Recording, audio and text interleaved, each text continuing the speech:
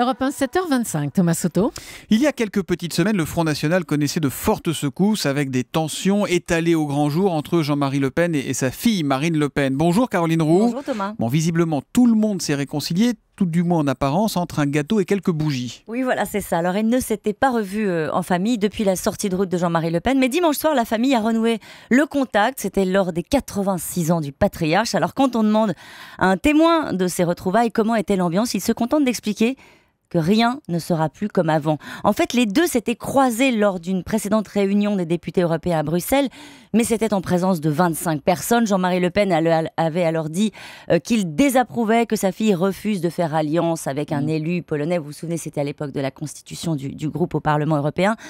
Et donc que cette personne n'était pas fréquentable pour Marine Le Pen. C'était encore un désaccord. Alors quand on évoque le sujet de la bisbille entre les deux avec l'un des plus proches de la présidente du FN, il se contente de dire un peu fataliste, ça devait arriver. Jean-Marie Le Pen avait besoin d'exister médiatiquement. Il ne renoncera pas à sa liberté de ton.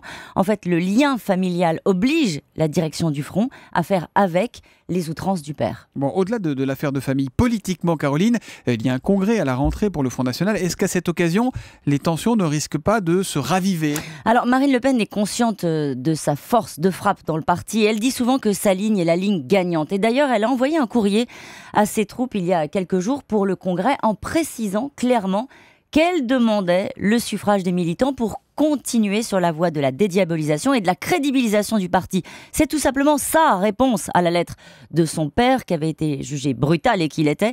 En interne, tous les cadres du parti avaient alors reçu la consigne de ne pas en rajouter. Lors du prochain congrès, Marine Le Pen sera seule en lice. La seule crainte de ses proches, c'est que l'ancien président tente en coulisses de faire pression sur la composition du comité central, c'est-à-dire l'une des instances dirigeantes du Front.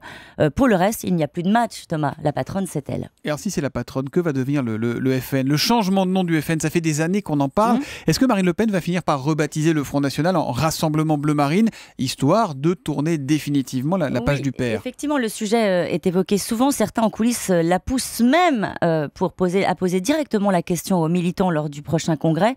Mais le sujet hérisse le fondateur du Front National, Jean-Marie Le Pen, qui considère que c'est une marque trop forte pour s'en priver. Vous voyez, Thomas, si la réconciliation familiale est vraie, presque scellée depuis cet anniversaire, la fracture politique, elle, est béante. Voilà, et en attendant, à l'image des relations compliquées père-fille, le journal de bord de Jean-Marie Le Pen, ce blog sur lequel il se lâche, voire dérape, n'est plus directement hébergé sur le site du Front National, mais on y trouve quand même un énorme lien qui mène en un clic. C'est ce dont on parlait. Exactement, bien vu. L'info politique de Caroline Roux, tous les matins à 7h25 sur Europe 1. À demain, Caroline. À demain.